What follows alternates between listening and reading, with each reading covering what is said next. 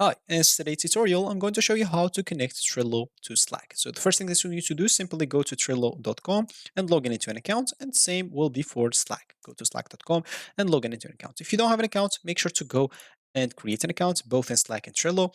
Of course, if it's your first time creating an account in Trello, wait up. To establish a basic connection between Trello and Slack, you can simply create an account using Slack, which will basically establish a first connection between the two platforms, and then you can even start. So there are two ways to connect Trello to Slack.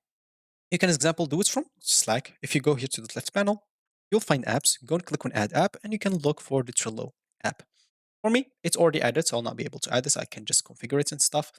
But for you, as an example, so you can configure it if you want to, you can see. So, but for me, as example, as you can see here on the apps, it's already added, and I can simply it's already connected, and I can simply start using it.